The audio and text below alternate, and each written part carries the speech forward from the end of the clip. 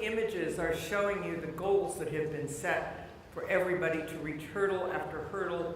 Don't consider them obstacle after obstacle, but certainly goal after goal. And right there what you saw was the pace of the rubber meeting the road, and that's what our next speaker is going to be talking about. She's Medical Director for Oncology and Genetics at United Healthcare.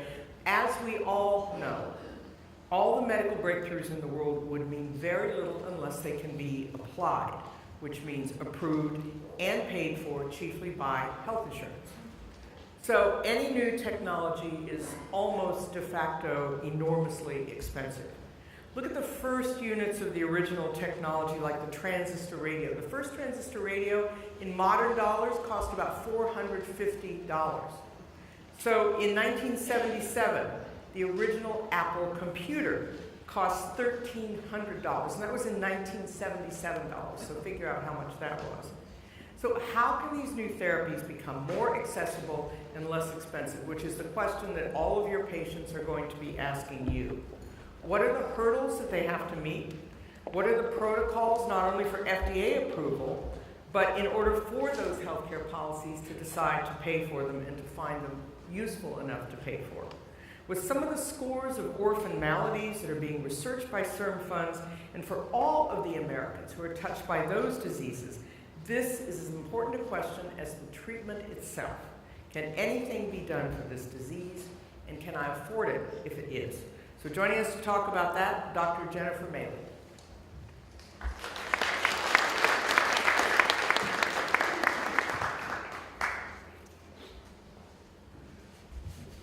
Good morning, everyone. It's a pleasure to be here. Hopefully, by starting with this, I'm not throwing cold water on everyone's day, but thinking about how we're going to pay for all these wonderful innovations.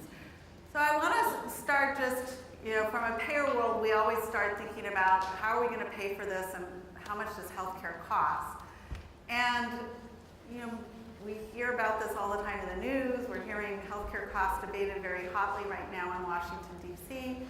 And that's because the costs have been rising at a fairly rapid rate, and many people think at this point healthcare costs have reached a kind of plateau where spending more of our dollars of revenue on healthcare may not be sustainable. I want to put this in context because paying today, basically approximately half of the median family income goes to pay for healthcare. And for a typical family, the employee share of that cost is about $11,000.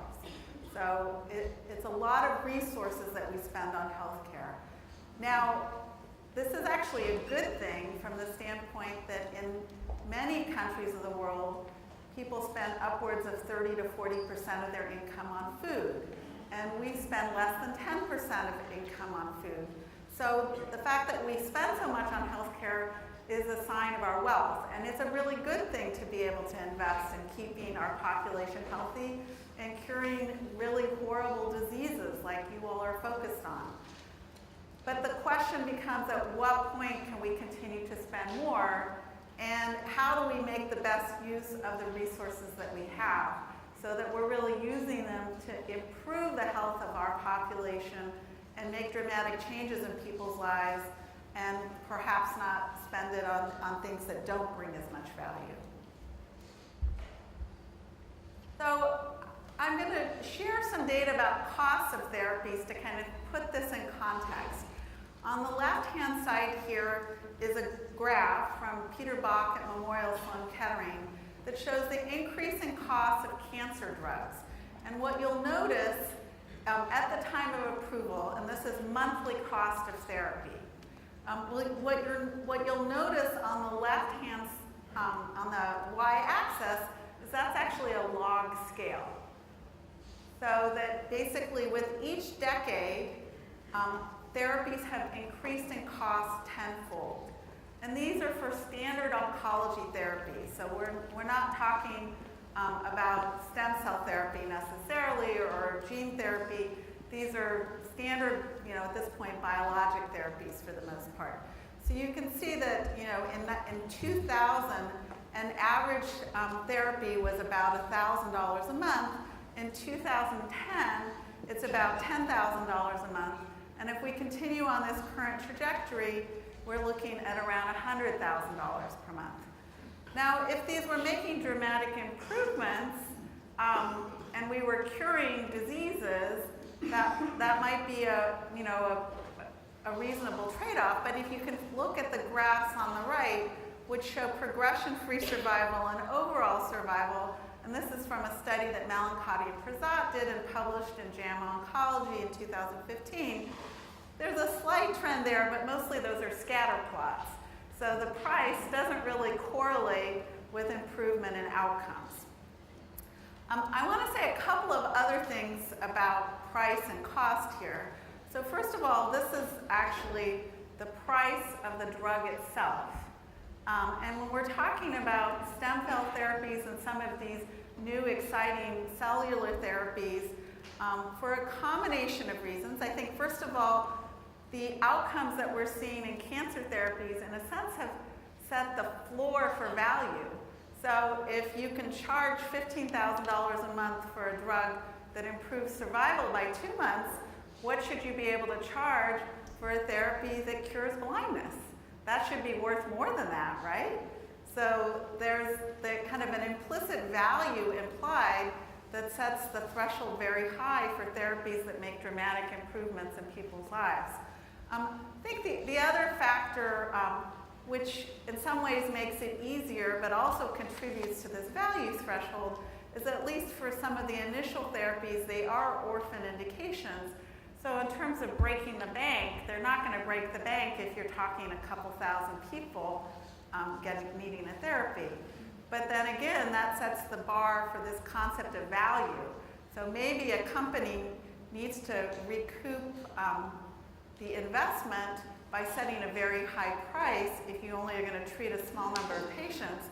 But then if we decide that that's what it's worth to achieve that goal, then a company who's developing a therapy that's going to treat 100,000 people would expect to get the same price for their therapy. So this is the kind of complex interplay in our system. The last couple things I want to just highlight as you kind of think about this area of sort of price and value is that these are the prices that the manufacturers charge, but in our system they get marked up several different times. So it's not unusual for therapies that need to be delivered, for example, in a hospital setting, to be marked up by the hospital 2 or 3 times higher than the manufacturer's price. So one of the things that we've been struggling with and thinking about, so there's one of the new exciting therapies that's coming out, most likely going to be approved and available for patients this summer, is a gene therapy for retinitis pigmentosa. It's a shot in each eye. Each injection, the manufacturer's price is likely to be around $1.2 million. So it raises a number of interesting questions. So first of all, as a payer, okay, that's the price, but is the facility that administers the drug going to mark it up 2 or 3 times that, the way they do with other therapies?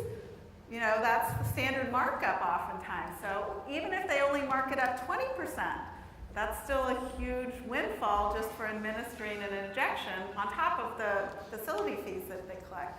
The other interesting questions is, so if the vial drops and breaks, who pays for that, right?